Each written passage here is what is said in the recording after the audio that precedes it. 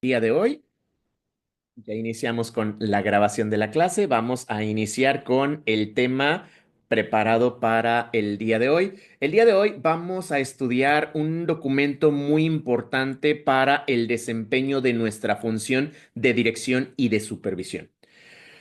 Nosotros, como futuros directores, como futuros supervisores, tenemos que tener conocimiento de la Ley General de los Derechos de las Niñas, Niños y Adolescentes. Tenemos que conocer los 20 derechos establecidos en esta ley, porque nosotros en el ejercicio de nuestra función de dirección o de supervisión, vamos a garantizar que en nuestra escuela, en nuestros centros de trabajo, en nuestra zona escolar, cuando yo esté tomando decisiones, llevando a cabo acciones propias de mi función como director, supervisor, subdirector, jefe de sector. Entonces, en esas acciones que yo lleve a cabo, es decir, en el ejercicio de mi función de supervisión, de dirección, tengo que considerar, cuando vaya a llevar a cabo acciones, cuando vaya a tomar decisiones, tengo que considerar los principios que garantizan el derecho a la educación de los niños. Y esos son sus derechos, desde el reconocimiento de su diversidad como condición para el goce de sus otros derechos humanos. Es decir, no me voy a centrar exclusivamente, soy un director y mi obligación es garantizar el derecho a la educación de los niños. Sí, pero los niños no solamente tienen derecho a la educación. Tienen 20 derechos más establecidos en este marco normativo, en esta ley, que nosotros con algunas acciones, decisiones que tomemos como directores, como supervisores, tenemos que garantizar que se respeten esos derechos. Y para ello, para poder hacerlo, necesitamos conocerlos, porque si no los conozco, pues no voy a poder garantizar esos derechos. Entonces, por ello es muy importante que nosotros tengamos conocimiento de estos derechos. Esta ley, la Ley General de los Derechos de las Niñas, Niños y Adolescentes, en su artículo segundo, establece que las autoridades deben de garantizar un enfoque integral, un enfoque transversal en la protección de los derechos de los niños. Y es a través de nosotros, como autoridades escolares, autoridades educativas en algunos casos, en algunos contextos, vamos a garantizar la protección de estos derechos de los niños. Nosotros vamos a colaborar con el Estado para garantizar esos derechos en los niños. Y se establece que se debe de considerar el interés superior de la niñez en todas las decisiones que les afecten y se deben de establecer mecanismos de seguimiento y evaluación de las políticas públicas. Vamos a repasar un poco. ¿Recuerdan la primera clase, maestros, que en el resumen digital, cuando veíamos el artículo cuarto constitucional, había en la pantalla, en una página, un recuadro que decía, este, idea clave. Y la idea clave era que se debe garantizar el interés superior de la niñez. Es decir, los niños son la prioridad en todas las decisiones que nosotros vayamos a tomar, en todas las acciones que se vayan a llevar a cabo, en todas las decisiones que les afecten a los niños. Y nosotros, en el ejercicio de nuestra función, vamos a establecer mecanismos de seguimiento. ¿Realmente se están respetando los derechos de los niños? Vamos a evaluar políticas públicas. ¿Realmente, por ejemplo, con la nueva escuela mexicana, se están garantizando los derechos que tienen los niños? Entonces, nosotros vamos a hacer ese medio. ¿Cómo nosotros garantizamos o cómo vivimos esta parte de los mecanismos de seguimiento y de evaluación de programas públicos y políticas públicas, que es de lo que dispone el gobierno para garantizar los derechos en los niños? ¿Cómo lo vivimos en nuestras escuelas? Regularmente, un ejemplo sería cuando tenemos un alumno que nos reporta acoso por parte de sus compañeros. Nosotros tenemos que garantizar, en este caso, que este niño puede ejercer sus derechos. Dentro de los derechos que tienen las niñas, niños y adolescentes, tienen derecho a no ser discriminados, derecho a vivir en un ambiente sano, de convivencia armónica, pacífica.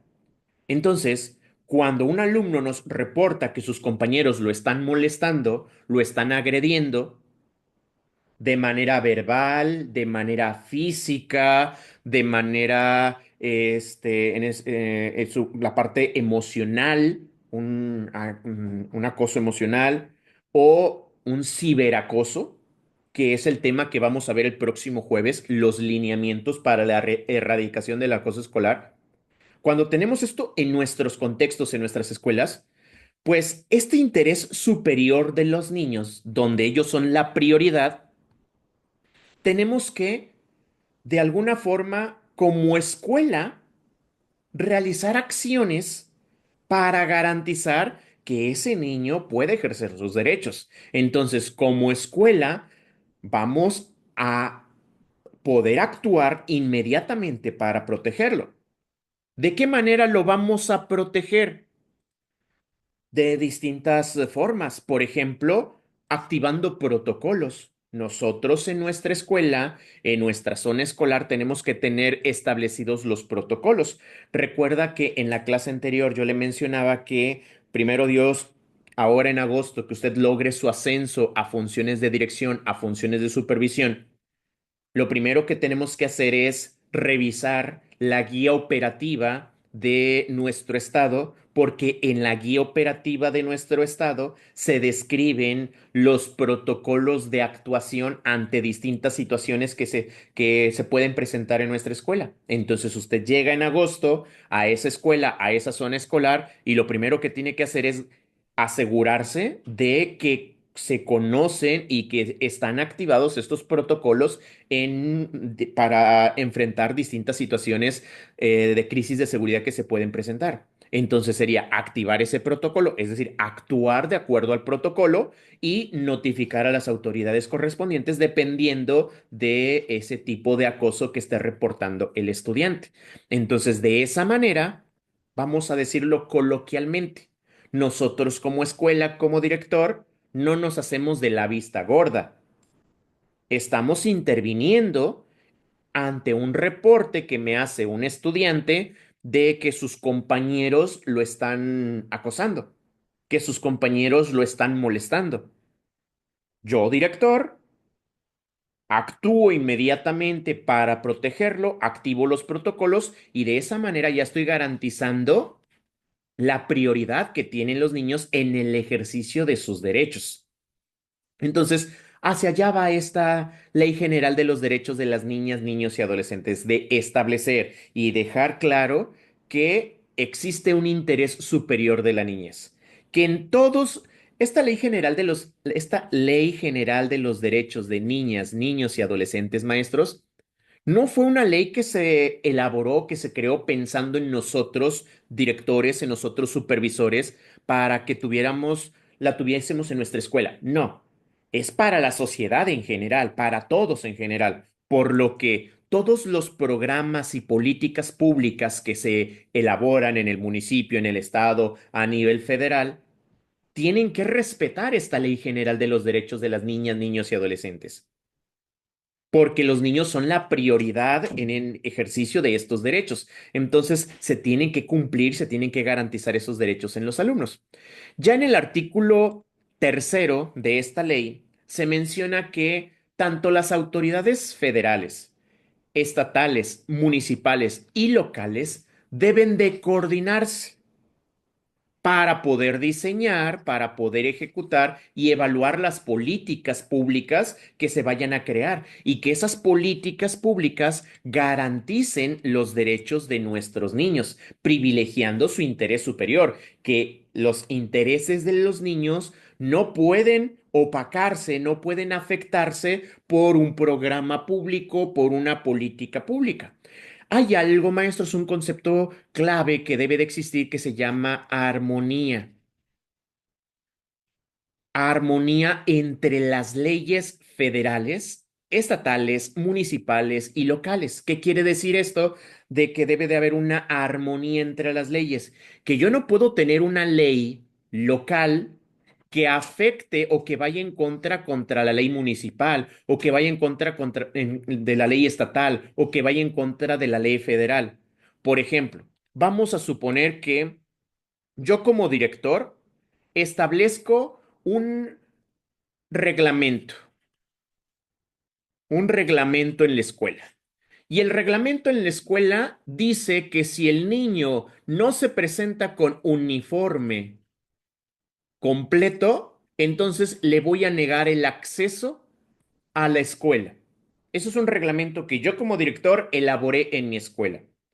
Ahí no hay una armonía entre las leyes y con este reglamento local, en este caso a nivel escuela que nosotros estamos redactando. No hay una armonía porque yo le estoy negando un derecho a los niños que es el derecho a la educación.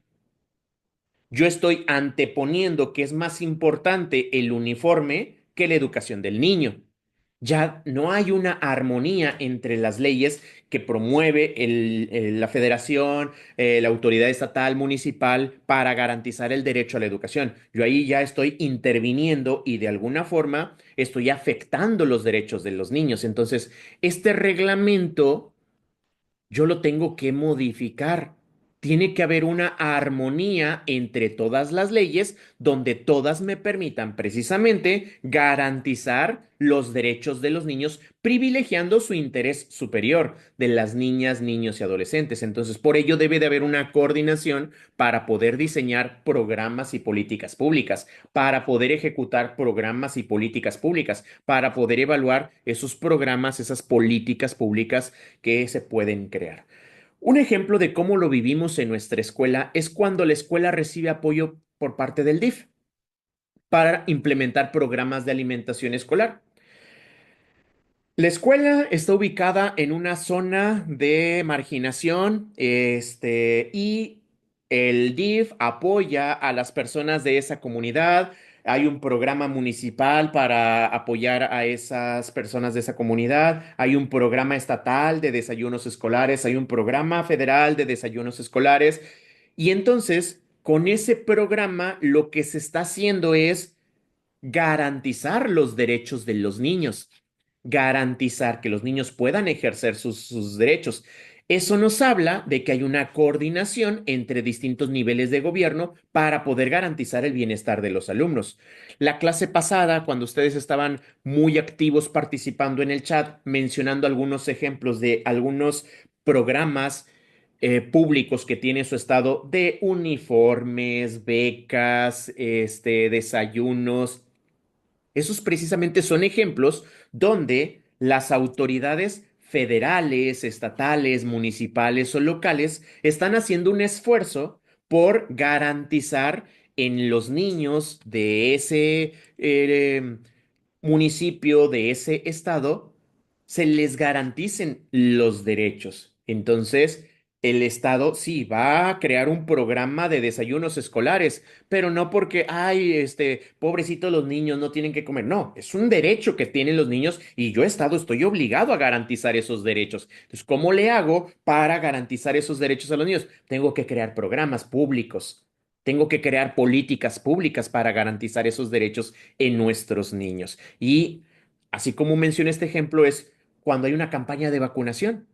Una campaña de vacunación en la que van, nos visitan en nuestra escuela, una campaña de desparasitación, una campaña para controlar el peso de los niños, para llevar un seguimiento de lentes. Esos son programas públicos, maestros, ya sea de la autoridad federal, de la autoridad estatal, de la autoridad municipal o local, donde lo que buscan es garantizar los derechos de las niñas, niños y adolescentes. Perfecto. Ya estamos hablando mucho de los derechos. Pero ¿cuáles son los derechos de las niñas, niños y adolescentes, maestros? Son estos 20 derechos.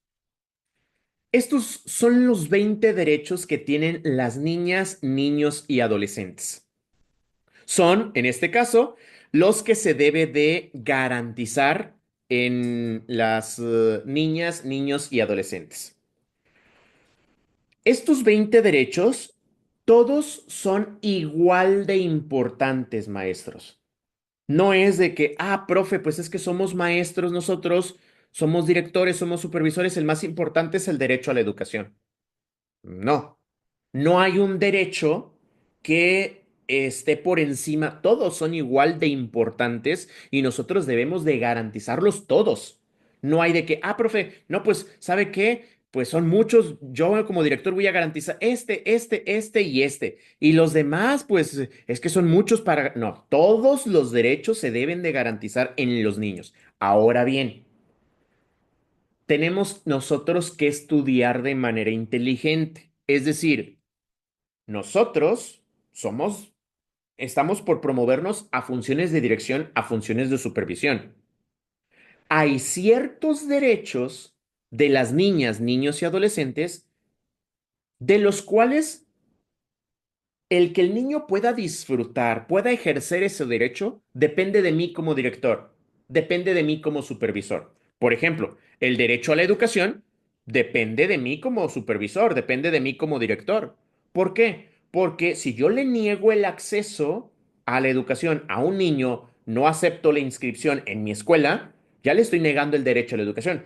Es decir, garantizar su derecho a la educación en gran medida depende de mí, no en su totalidad, pero en gran medida depende de mí como director, que el niño tenga acceso a una educación de calidad, una educación con igualdad sustantiva y respeto a su integridad como persona.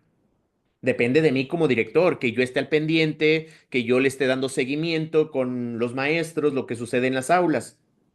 Pero hay otros derechos que no dependen directamente de mí como director o como supervisor. Por ejemplo, el derecho a la seguridad jurídica y el debido proceso. No depende directamente de mí como supervisor, como director, poder ejercer garantizar ese derecho a los niños. Depende de mí si se da en el contexto escolar. Por ejemplo, si ocurre un enfrentamiento entre dos niños, se agarran a golpes, hubo una situación, un conflicto, y entonces una manera en la que yo puedo aplicar este derecho a la seguridad jurídica y al debido proceso es cuando yo voy, de alguna manera, a hablarle a los niños, activar los protocolos ante esta situación de violencia y yo como director escuche la versión del niño. Escuche lo que el niño me tiene que decir respecto a qué pasó, por qué sucedió y cómo se generó el conflicto. Ahí yo le estoy garantizando su derecho a defenderse, su derecho a externar lo sucedido. Si yo actúo de manera arbitraria, por ejemplo, y aplico sanciones, profe, es que fíjese lo que no quiero escucharte, no, eso no es correcto, no, y ahí de alguna manera estoy afectando este derecho que tiene el niño a un debido proceso, no quizá penalmente o jurídicamente hablando, pero en la aplicación en nuestro entorno escolar, en nuestro contexto escolar. Es decir, el punto al que quiero llegar, maestros, es de que todos estos derechos, si bien es cierto que no depende garantizarlos en la sociedad, en la parte comunitaria, en el contexto familiar de los niños, no nos corresponde a nosotros garantizarlo, cuando se ven afectados en un contexto escolar, nosotros podemos ayudar, contribuir a garantizar estos derechos de los niños. Vamos a revisar cada uno de estos derechos. Por ejemplo, los niños tienen derecho a la vida, a la paz, a la supervivencia y al desarrollo. Este derecho implica que los niños deben de disfrutar de una vida plena en condiciones acordes a su dignidad y en condiciones que garanticen su desarrollo integral. ¿Qué quiere decir? Si nosotros aplicamos un ejemplo en contexto general, podría ser que el niño tiene derecho a vivir. Yo no puedo privarlo de su vida. Tiene derecho a la paz. El niño no debería de estar en un contexto familiar, social, en el cual se vea afectado física o emocionalmente a partir de los conflictos, la violencia que exista en su entorno, a su alrededor. El niño tiene derecho a la supervivencia. El niño tiene derecho al desarrollo integral, tiene derecho a la paz, a no ser privados de la vida en ninguna circunstancia, ni ser utilizados en conflictos armados o violentos.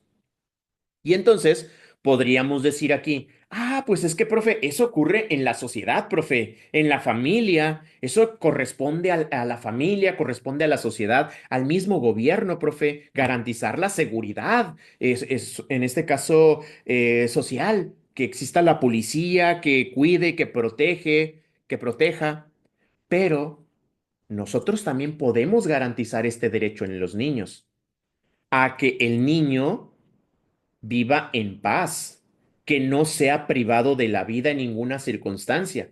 Como yo, director, y me gustaría que ahí me apoyaran en el chat, maestros, como ustedes como directores, como supervisores, desde su función, porque esto es muy importante, maestros, para efectos del examen, desde su función como director, como supervisor, ¿cómo podría garantizar esta parte de aquí? Creo que con esto lo entendemos.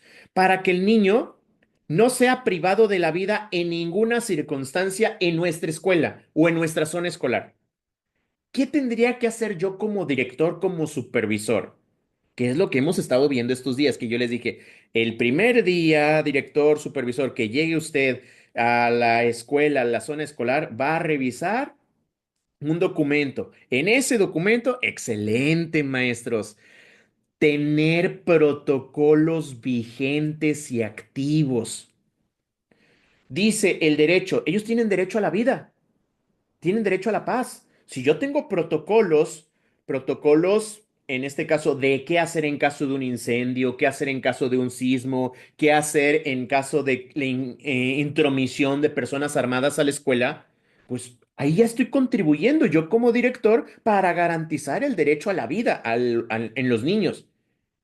Si bien no me voy a vestir de superhéroe y no voy a intervenir y voy a detener el conflicto, pero el tener protocolos es mi contribución como director, como supervisor, para garantizar este derecho a la vida en los niños.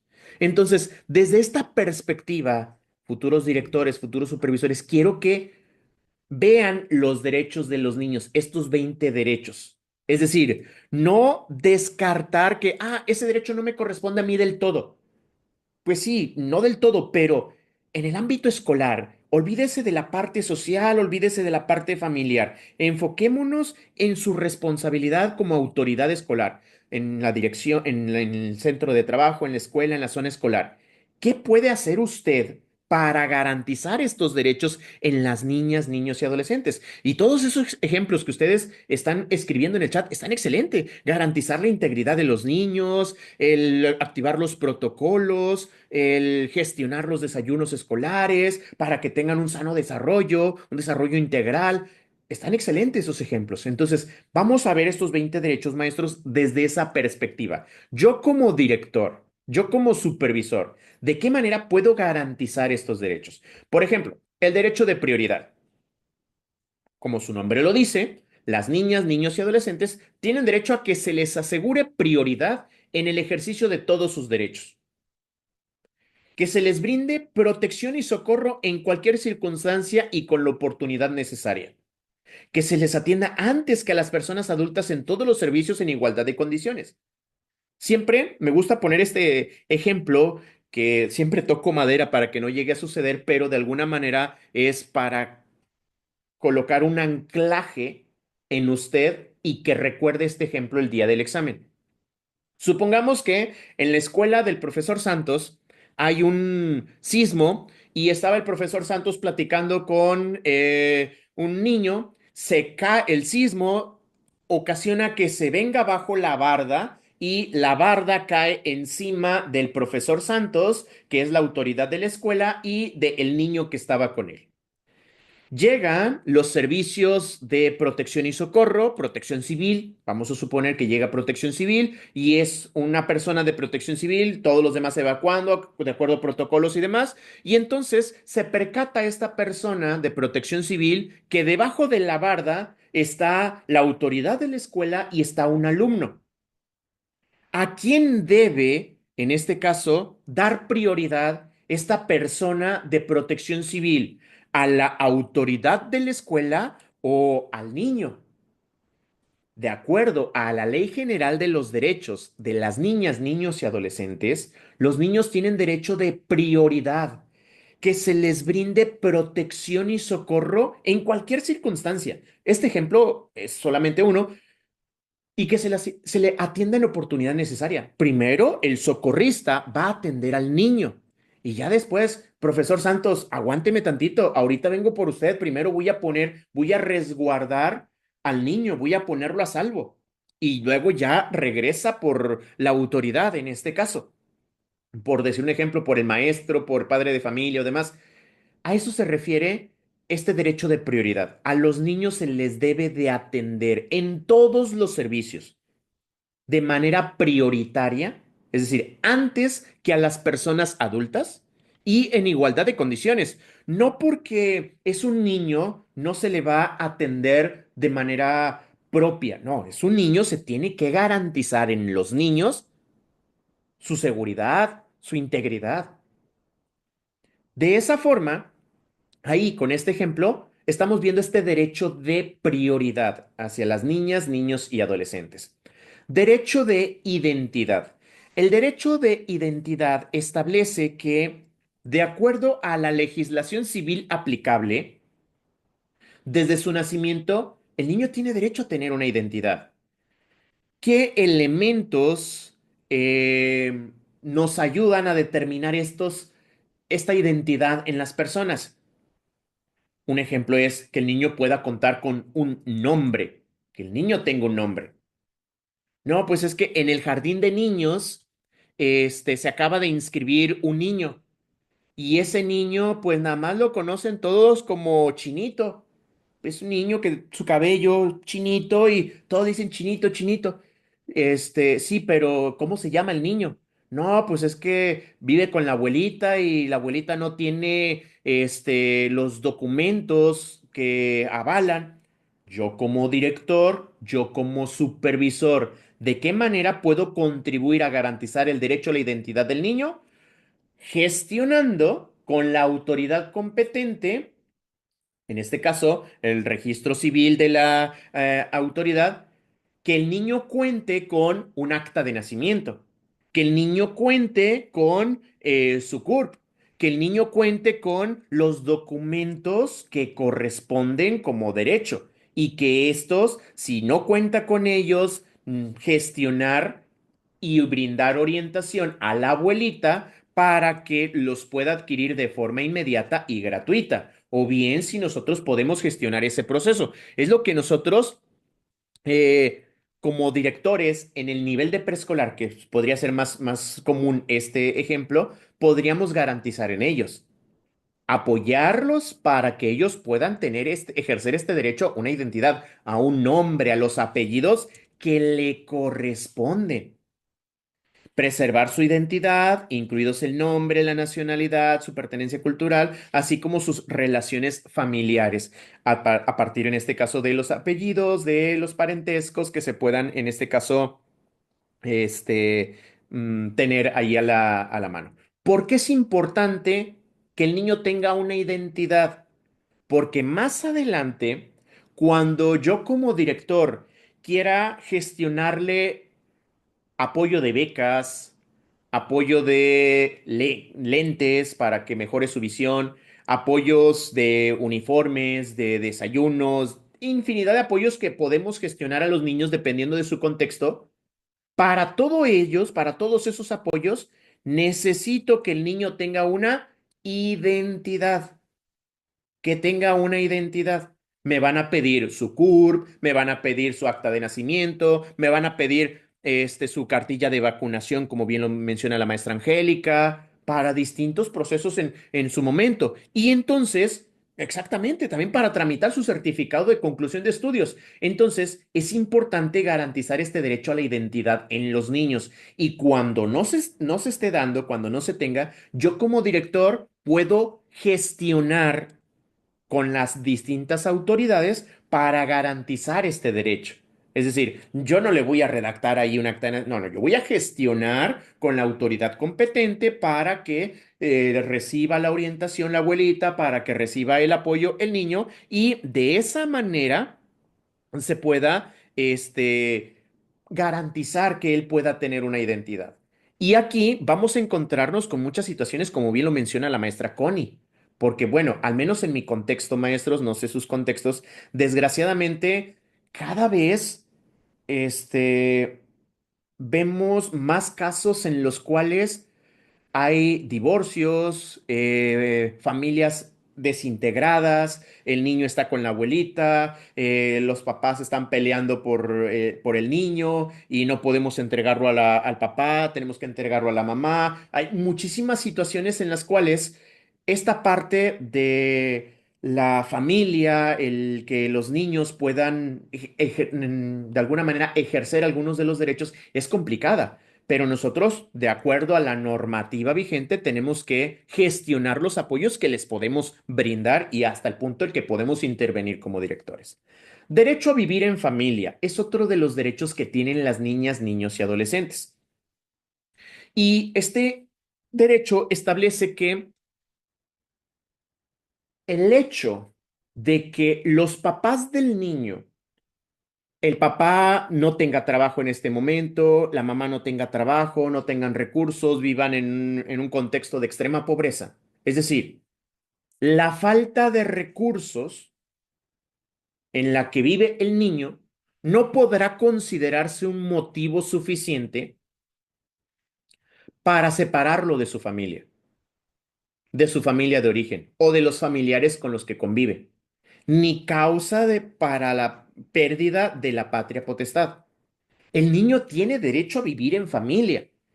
Si el niño vive en un contexto de extrema pobreza y el Estado tiene conocimiento de estas zonas, el Estado está obligado a crear programas y políticas públicas para garantizar los derechos al niño, para garantizarle que él viva con su familia de origen, con sus familiares con los que convive. De modo que por eso vemos distintos programas de becas, distintos programas de despensas, distintos programas de apoyos para madres solteras, apoyos para personas desempleadas, porque el Estado tiene que crear. Recuerden que el Estado dispone de dos herramientas, maestros. Lo veíamos la primera clase, no, la segunda clase cuando veíamos la Ley General de Educación. El Estado dispone de dos herramientas, programas y políticas públicas. El Estado va a crear o programas o políticas públicas para garantizar que se cumpla la ley.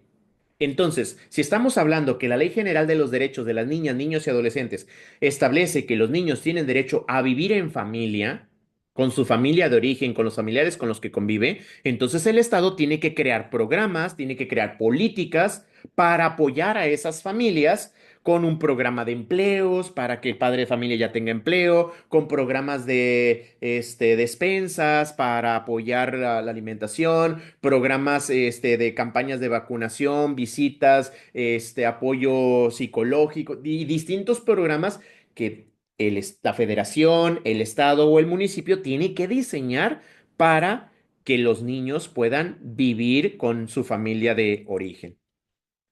Otro derecho que tienen las niñas, niños y adolescentes es derecho a la intimidad. Las niñas, niños y adolescentes tienen derecho a la intimidad personal y familiar y a la protección de sus datos personales. Futuro director, futuro supervisor, usted va a tener la responsabilidad de gestionar datos sensibles de las familias, de sus alumnos y de sus alumnos. Dirección, teléfonos, fotografías, informe médico, actividades a las que se dedican los padres de familia, muchísima información sensible. Usted como director tiene que resguardar esa información. Me explico. Supongamos que terminó el ciclo escolar. Terminó el ciclo escolar, ya fue su primer ciclo escolar y usted dice, no, pues ahora a prepararnos para el siguiente ciclo escolar, una generación más que egresa de tercero de preescolar, de sexto de primaria, de tercero de secundaria. Bueno, estos expedientes de estos alumnos ya egresaron, la mamá no se lo llevó, pues ya a la basura. Y usted toma el expediente y el expediente así como lo tiene, bueno, pues esto ya no sirve y a la basura. Esa información va a llegar a las manos equivocadas si nosotros hacemos eso, llegamos a esta práctica. Nosotros tenemos que manejar algo que se llama archivo muerto, donde nosotros tenemos que resguardar información de nuestros alumnos. No es de que, ya salió el alumno, me deshago de su información, porque después los alumnos regresan a la escuela para solicitar algún documento y demás, y nosotros tenemos que proteger los datos personales de nuestros alumnos. Segundo ejemplo, supongamos que ahorita, por ejemplo, en el mes de enero, en la mayoría de nuestros estados, hubo suspensiones de clase o clases a distancia, clases en línea por las condiciones climatológicas de nuestro contexto. Entonces, usted dice, ok, a ver, maestros, vamos a trabajar a distancia, vamos a trabajar en línea porque el contexto no lo permite.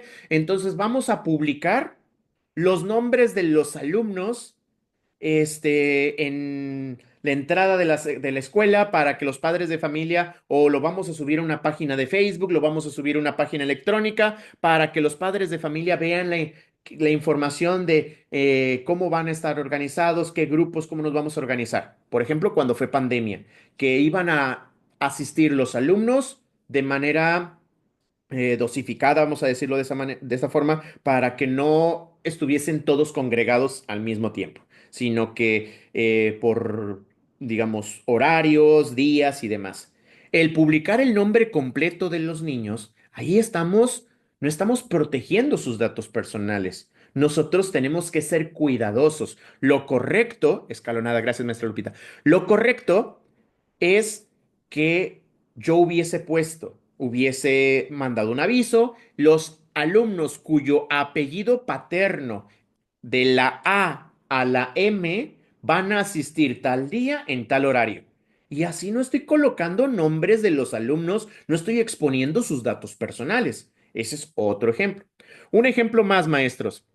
El hecho de que nosotros, como maestros, en algunas ocasiones nos emocionamos tanto y nos sentimos tan orgullosos, disculpen la expresión coloquial, que queremos cacaraquear que nuestros alumnos hicieron un proyecto y la exposición y el proyecto quedó bien bonito, la interacción que se generó con los padres de familia y entonces tomo fotos, tomo videos y los subo a mis redes sociales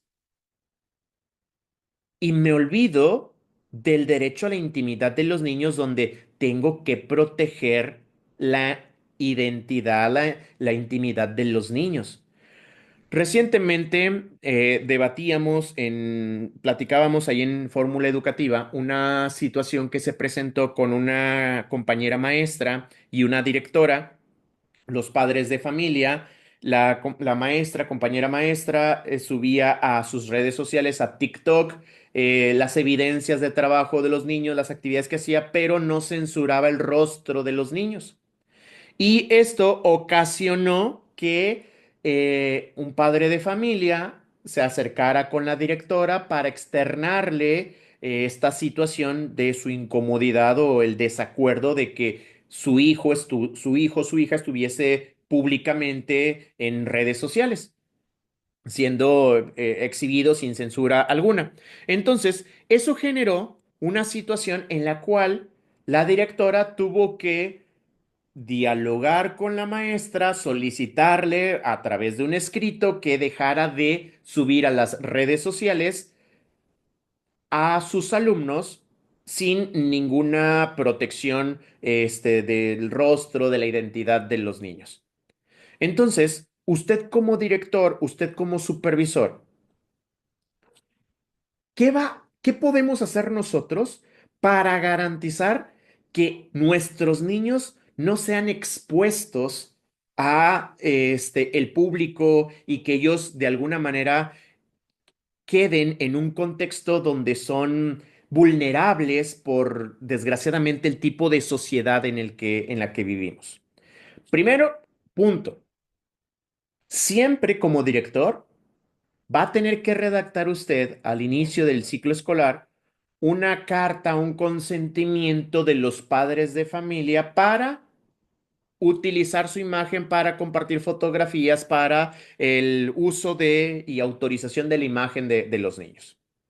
Usted le explica que algunos proyectos le solicita a su autoridad evidencia y va a compartir esos proyectos, pero lo va a hacer directamente con la autoridad. ¿Por qué comento esto?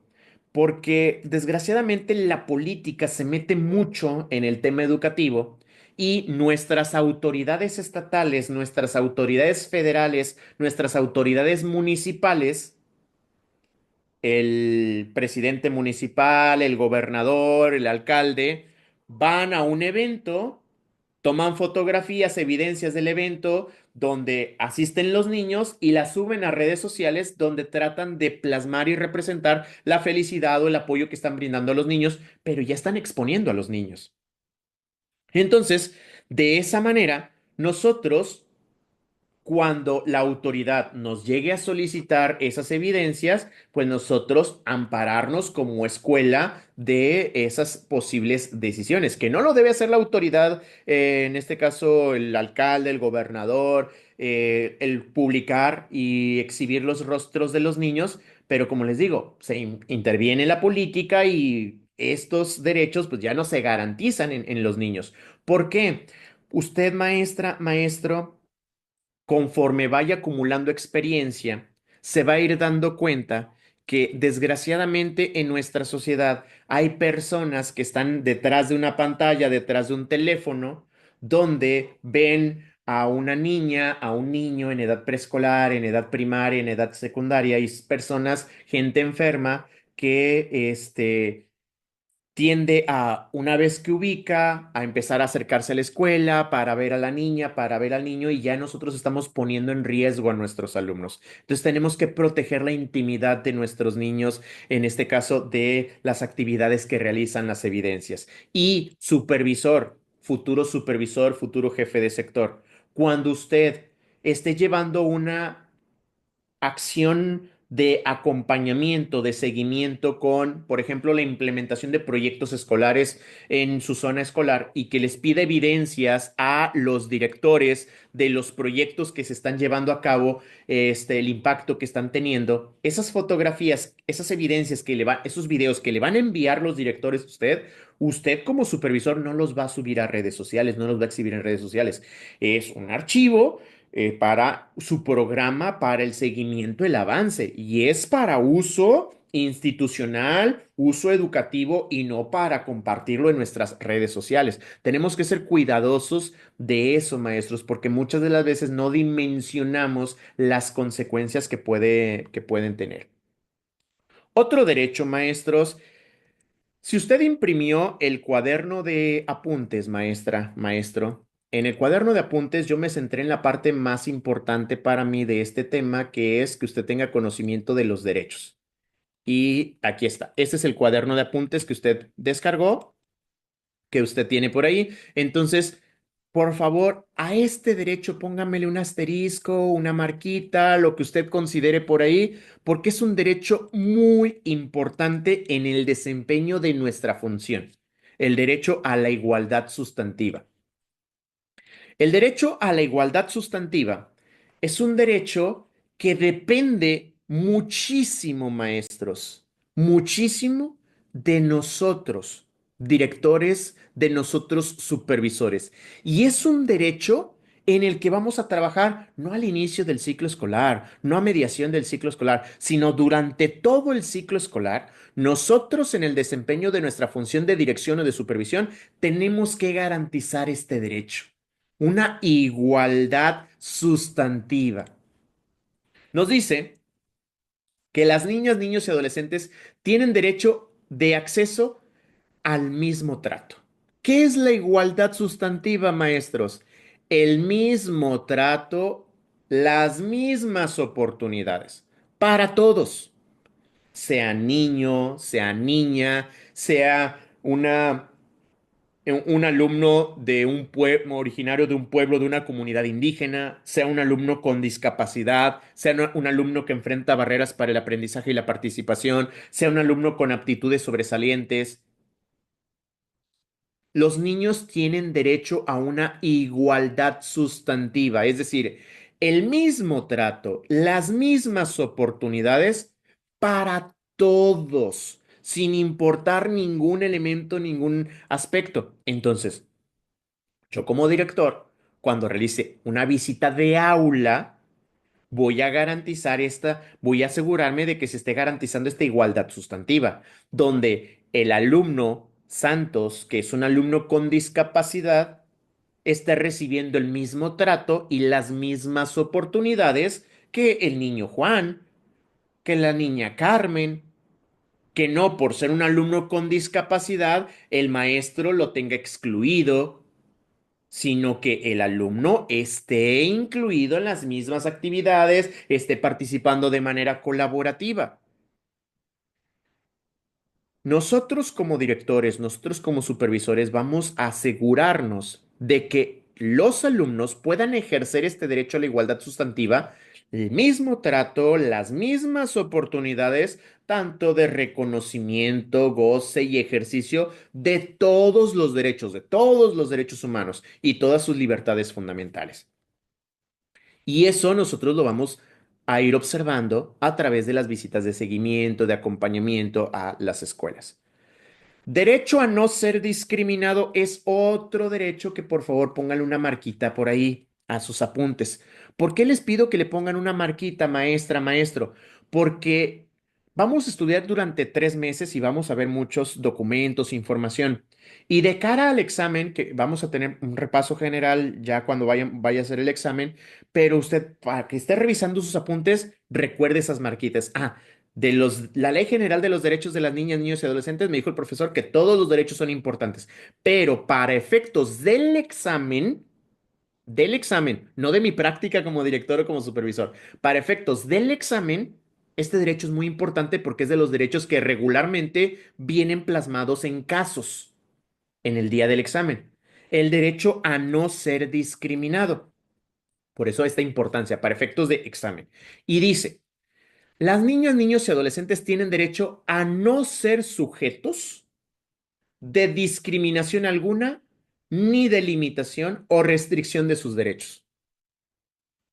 No existe un motivo que sea lo suficientemente sólido que justifique el hecho de que se discrimine a una niña o a un niño. Así nada más. No existe nada por lo cual yo pueda discriminar, excluir o limitar los derechos de un niño. Es que si la mamá no pagó las cuotas, voy a limitar sus derechos a participar en las actividades cívico-culturales. No debe ser.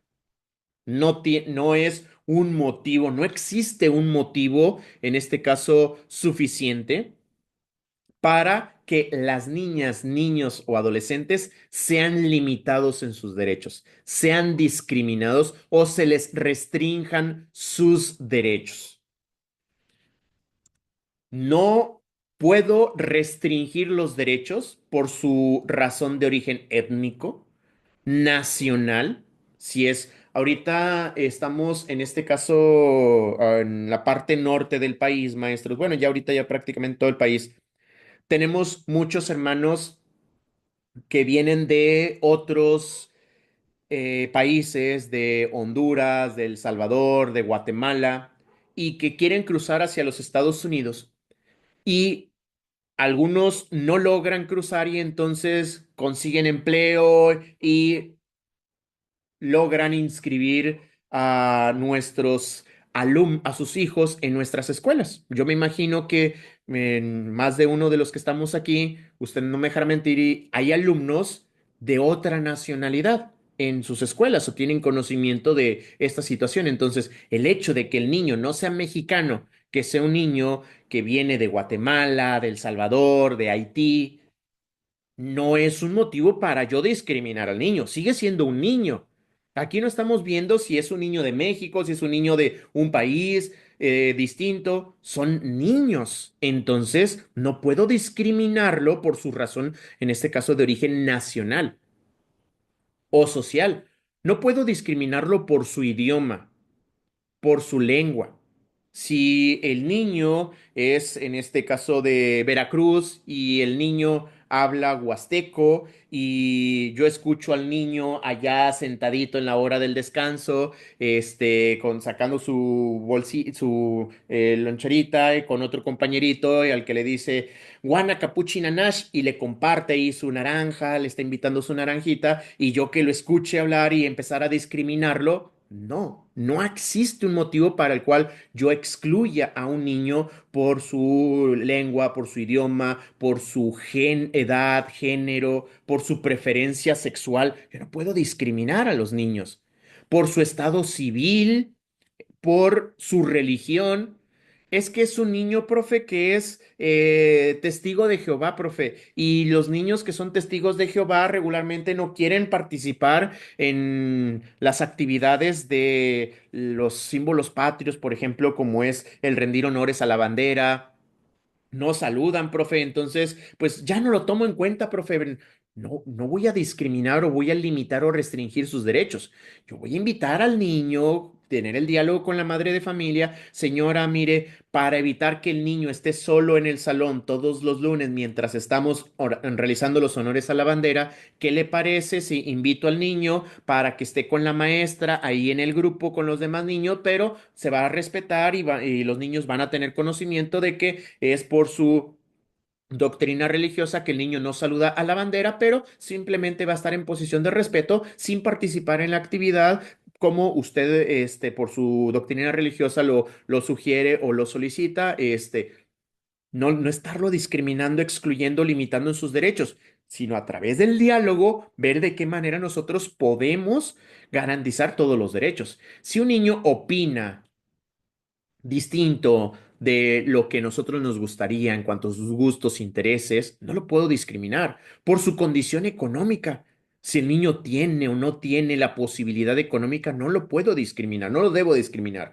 Por sus circunstancias de nacimiento, ¿qué es el niño producto de una violación? ¿Qué es el niño producto de una infidelidad? ¿Qué si es el niño producto...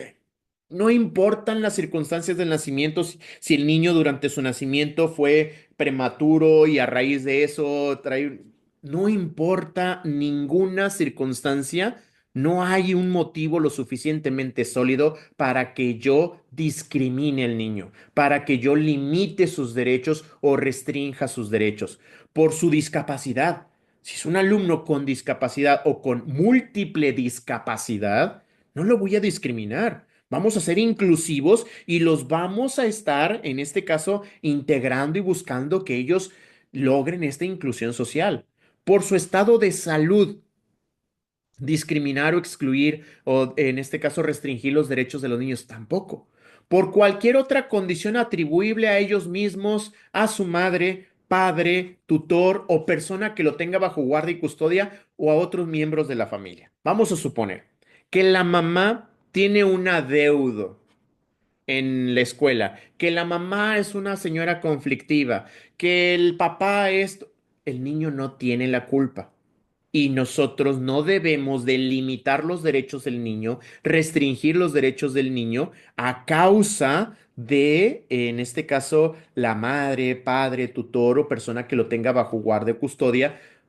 No podemos limitar sus derechos. Entonces, los niños no deben de ser discriminados por ningún motivo. Respecto a igualdad sustantiva, voy a poner un ejemplo, en este caso, de para ver más que nada esta diferencia y poder identificarlo con de mejor manera, maestros. Muchas de las veces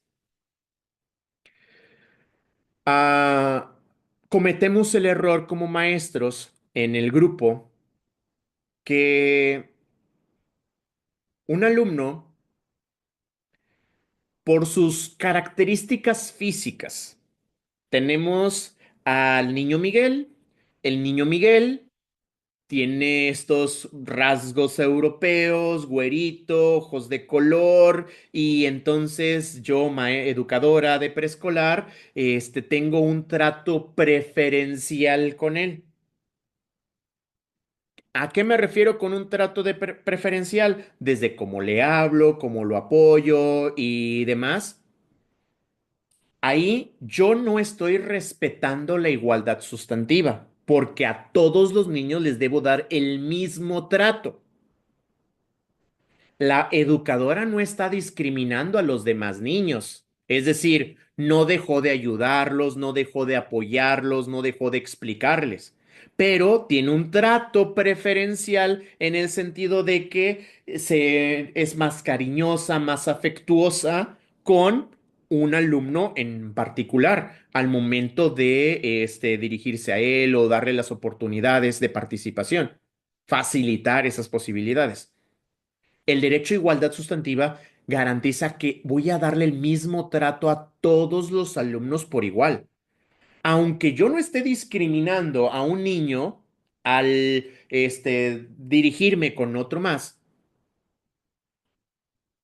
la igualdad sustantiva me obliga a que les dé el mismo trato, las mismas oportunidades. Vamos a suponer, cuando yo estoy dando un trato que no es el mismo para todos los alumnos. Llega el niño Miguel y el niño Miguel, buenos días, maestra, ¿cómo amaneció hoy? Ay, maestra, qué bonita amaneció hoy. Y la educadora, contenta con él, pásale, Miguelito, siéntate, Miguelito, ¿cómo amaneciste bien? Y llega el niño Santos, buenos días, maestra. Y se va y se sienta. Y la educadora, buenos días, Santos. Y Miguelito, ¿qué hiciste ayer, Miguelito? Y no es que esté discriminando al niño Santos, sino que no le está dando el mismo trato, las mismas oportunidades de participación en algún programa, en alguna actividad. Hacia allá va la diferencia, maestros, entre la igualdad sustantiva. La igualdad sustantiva se refiere a dar el mismo trato y las mismas oportunidades a todos los alumnos.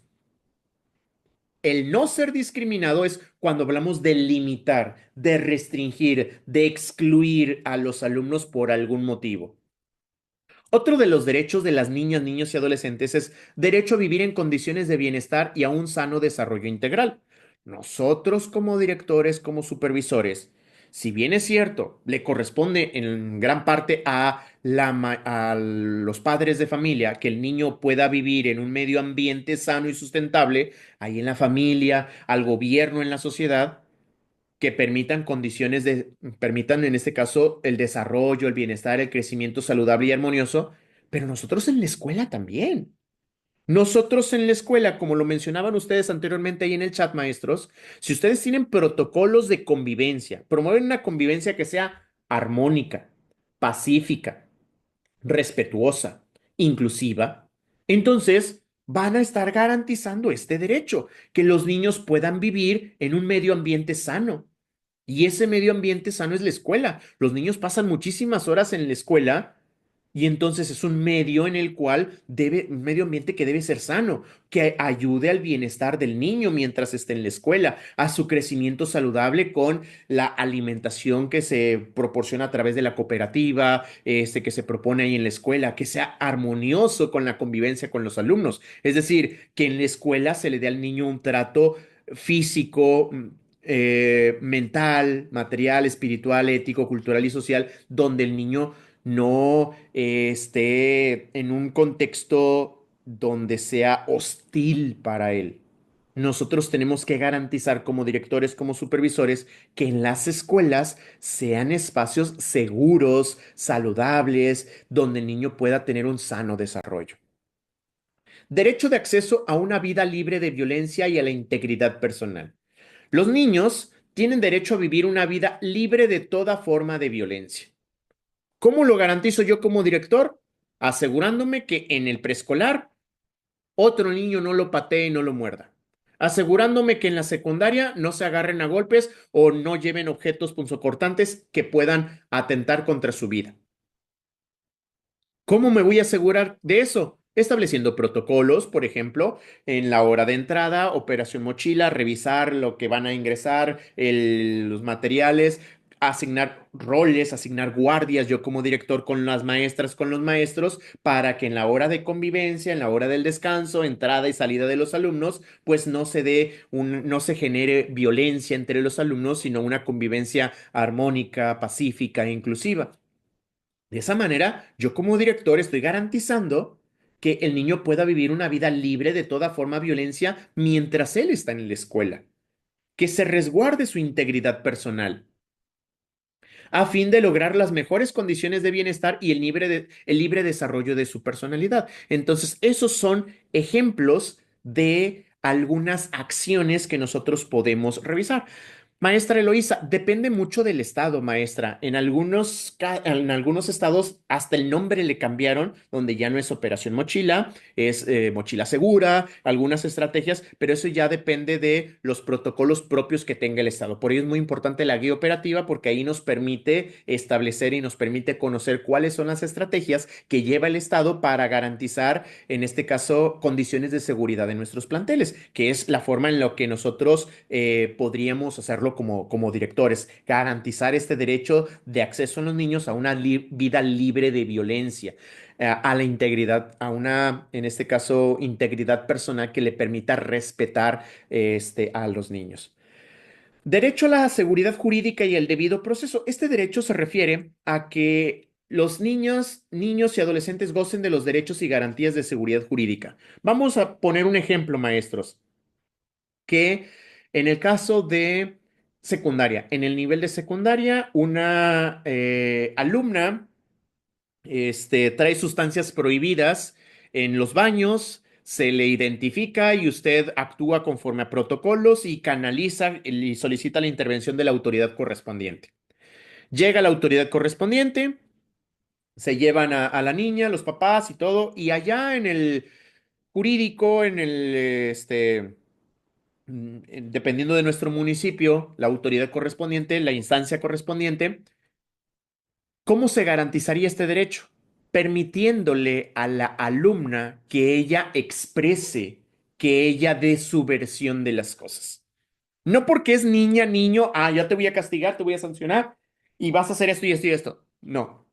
El derecho a la seguridad jurídica y al debido proceso garantiza que la niña se pueda defender como si fuese un adulto, que lo que externe la niña o el niño sea escuchado por el juez, sea escuchado por la persona encargada de impartir justicia, dependiendo del caso, dependiendo de la situación. A eso se refiere, maestros, principalmente. Por eso les decía, cuando nosotros vamos a llamar la atención a una alumna, a un alumno que participó en un conflicto escolar, el escucharlos, de alguna manera estamos promoviendo el derecho a un debido proceso de escuchar su versión, de ver esos elementos para poder contextualizar y conocer qué fue lo que sucedió. El derecho a la protección, a la salud y a la seguridad social. Es otro derecho que tienen las niñas, niños y adolescentes. Lo veíamos en el artículo cuarto constitucional. Las niñas, niños y adolescentes tienen derecho a disfrutar del más alto nivel posible de salud, así como a recibir las prestaciones de servicios de atención médica gratuita y de calidad. Nosotros, como directores, gestionamos muchos apoyos para garantizar este derecho en los niños. Por ejemplo, en preescolar, directoras, futuras directoras, actuales maestras de preescolar o actuales directoras, futuras supervisoras de preescolar que nos acompañan ahorita, ¿en algún momento usted gestionó con el DIF, con alguna asociación civil, con alguna conocida, campañas con los niños para garantizar la protección de su salud? Por ejemplo, invitó a una dentista para explicarle a los niños el correcto cepillado de los dientes. Invitó usted quizá a una nutrióloga, a un nutriólogo para que les diera una plática a los niños o incluso a los papás gestionando estos apoyos. Facilitó usted con la Secretaría de Salud el hecho de que fueran como parte de una campaña para revisar a los niños si requieren alguna atención médica, si para continuar con la campaña de vacunación. Son algunos ejemplos en los cuales nosotros como directores hemos contribuido a que se garantice este derecho de la protección de la salud y la seguridad social. Este otro derecho, maestras, maestros, por favor, márquenlo. El derecho a la inclusión de niñas, niños y adolescentes con discapacidad. Usted, al inicio del ciclo escolar, como futuro supervisor, lo que hace es hacer un diagnóstico de las condiciones en las que se encuentran la escuela, los alumnos, para poder gestionar los apoyos. Y usted le va a solicitar a través de estadísticas, a través de formatos, a través de charlas, dependiendo de las estrategias que llevemos a cabo, a los directores de la escuela, cuántos alumnos, cuántos niños tiene a niños con discapacidad. Si es un alumno con discapacidad en el cual ya se tiene un dictamen médico, si es un alumno que se observó, que lo observó la educadora, que es un alumno que, pues, como nosotros como docentes tenemos que aclarar algo muy importante y es de que una cosa es ser docente y otra cosa es ser docente de educación especial. Nosotros como docentes de grupo, de horas en secundaria, quizá cuando estamos interactuando con los alumnos, observamos a los niños y decimos, este niño tiene algo, no sé, como que, no sé, algo me dice por dentro, el niño tiene algo, el niño no tiene un comportamiento normal, pero hasta ahí, yo canalizo con los que saben, yo canalizo con los especialistas y ahí es donde intervienen nuestros compañeros de educación especial. Nuestros compañeros de educación especial son quienes van a dar seguimiento a partir de la observación, a partir de distintos instrumentos que van a aplicar para determinar las barreras para el aprendizaje y la participación que se tiene o la discapacidad. Y también cabe aclararlo, va a haber algunas situaciones en las que el maestro de educación especial dice, es que esto es algo que yo con mis dictámenes, yo con mis test, yo con mis estrategias, no puedo determinar el nivel, el grado de discapacidad de este alumno, por lo que tengo que canalizarlo con un médico especialista. Es decir, no es correcto, futuro director, futura directora, que escuchemos a una maestra, a un maestro, o que ella nos diga, oiga maestra, oiga director, es que el niño Santos tiene déficit de atención con hiperactividad. Es que el niño Santos es autista, profe, porque yo lo vi en una película que tenían estos comportamientos, tenían estas actitudes. Es muy irresponsable de nuestra parte, maestros. Nosotros lo que hacemos es, como lo dice la maestra Abigail, una sospecha, diagnóstica de posiblemente puede ser esto, pero no estamos autorizados para determinar un dictamen de qué es lo que tiene el niño. Nosotros vamos a contribuir, identificamos, tenemos la sospecha y canalizamos. Quizá nos equivocamos. Quizá solamente en ese momento el niño estaba jugando, estaba teniendo un comportamiento propio de la edad del juego, pero tenemos que ser responsables en ese sentido. Entonces, cuando tenemos ya un alumno, una alumna con un dictamen, con un estudio donde ya un especialista determinó el tipo de discapacidad o bien múltiple discapacidad, esos alumnos que están en la escuela con nosotros, en el preescolar, en la primaria, en la secundaria, esos alumnos con discapacidad tienen derechos. ¿Derechos de qué? A la igualdad sustantiva. ¿Qué dijimos que era la igualdad sustantiva? El mismo trato y las mismas oportunidades para todos. el mismo trato, las mismas oportunidades para todos los alumnos. Entonces, si es un alumno con discapacidad, pues yo voy a crear ajustes razonables en mis materiales, en mi planeación. Yo voy a elaborar mi planeación desde una perspectiva de diseño universal para el aprendizaje para considerar esta diversidad que existe en mi grupo en el proceso de enseñanza y aprendizaje.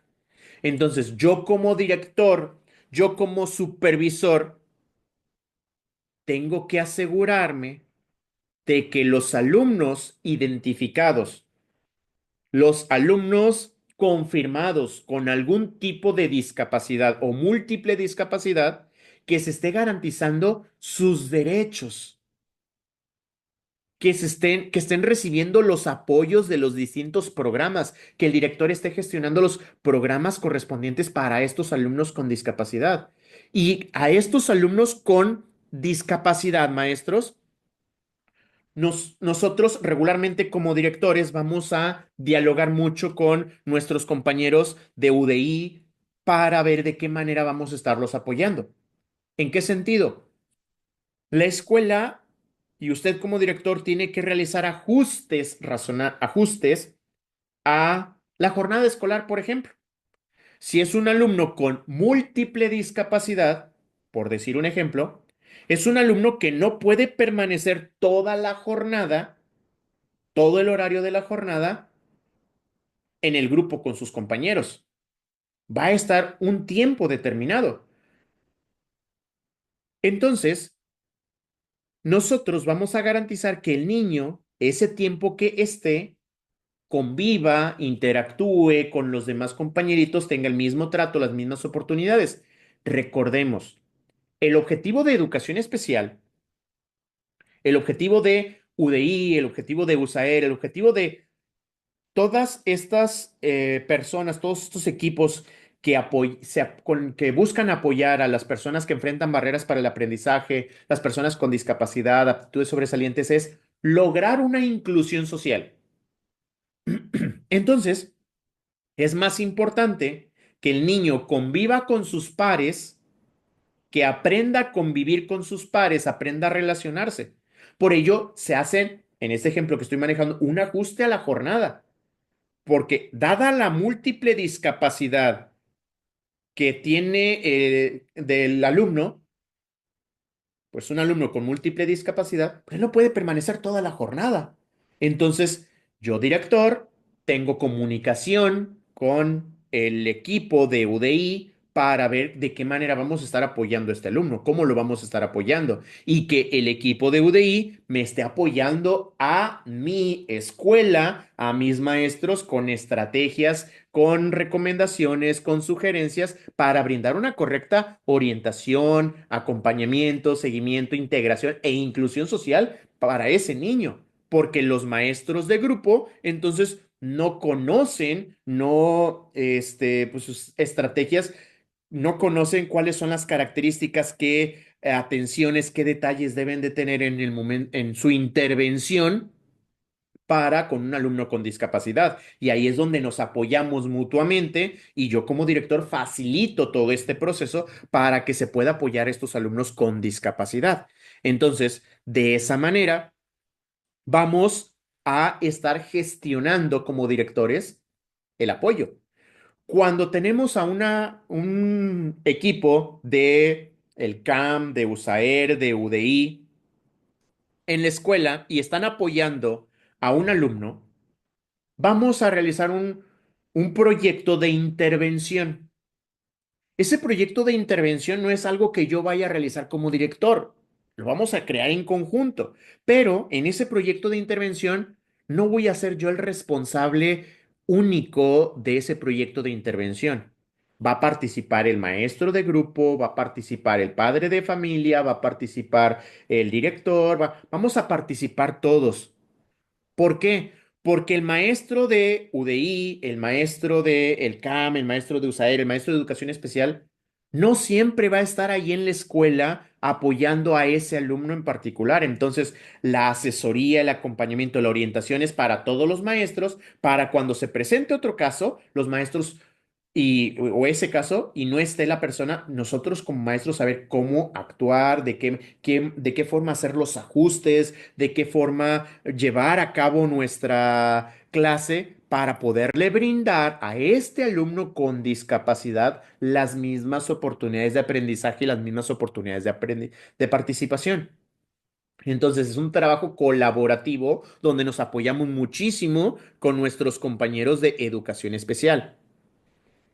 Nosotros, como directores, vamos a gestionar esos apoyos para que nos orienten de qué manera se va a brindar ese apoyo mientras el niño esté en la escuela. Porque por su parte, el papá va a hacer lo propio, pero con actividades ya específicas del maestro.